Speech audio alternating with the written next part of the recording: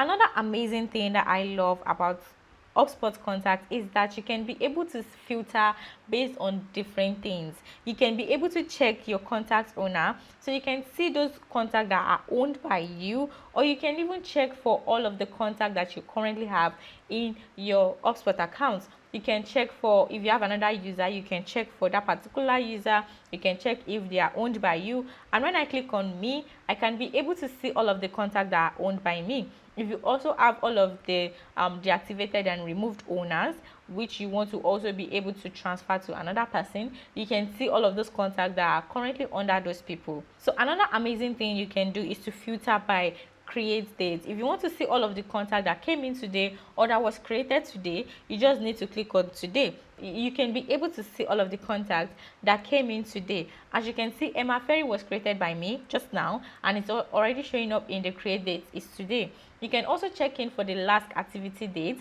So let's say, for instance, you want to see those people whose activities whose last activity is maybe yesterday or today, or you want to check for last week, you want to check for last year. You can be able to filter based on all of this criteria, and that is the amazing thing about HubSpot also. So we can check for those people who have the last activity days is the last 90 days. So that means those people who we have been in contact with in the last 30 days, or who we've done anything for in the last 90 days, is only Emma that is showing up. You can be able to check that also. And also, if you want to check in according to your lead status, so for example, you want to check in those people who are in open or who are in new and open. You want to check for those people who are in progress.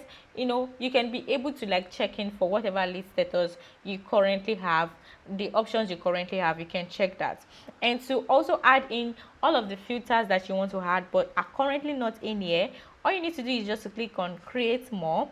And when you click on more, it is going to help you, and you can be able to filter according to all of these categories here. There are actually a lot, and you just need to pick whichever one works for you.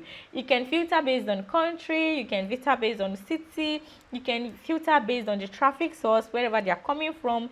You can filter based on time zone, on tags. Oh my god, it's a lot. Yeah, so, and you can be able to filter based on form submission to see those people who are coming in from a particular form. So that is for the advanced filter. And also, you can add in a view, and the view just allows you to be able to filter based to create a filter, and you save that filter. So for instance, we can see all of the contacts we have in HubSpot here, and when I click on my contacts, it is only going to filter those contacts that are belonging to me. And also, when I click on unassigned contact, it is going to check for all of those contacts that are currently not assigned to anybody. As you can see, the filter here is contact owner, and it is unassigned, and that is why it is showing up for the unassigned contact. And we have 3 reviews here. Since we are on the free plan, we have the ability, or we are allowed to create 5 custom views. So when I click on this add view here, I can be able to add in whatever view I want to add. So let's say we want to add in from their template, or you can add in from the admin promoted if you want. But if you click on load more here, and you see that whatever you want to add is currently not provided by HubSpot, you can create a new view by yourself. So to create a new view, let's say we want to check in for all of those people who their list status is new and open. So let's say new and open status. So let's say we want to check for this, and we can decide that this view is only going to be private, and only us can see this view. So that means only the user that is creating this view is going to see this view.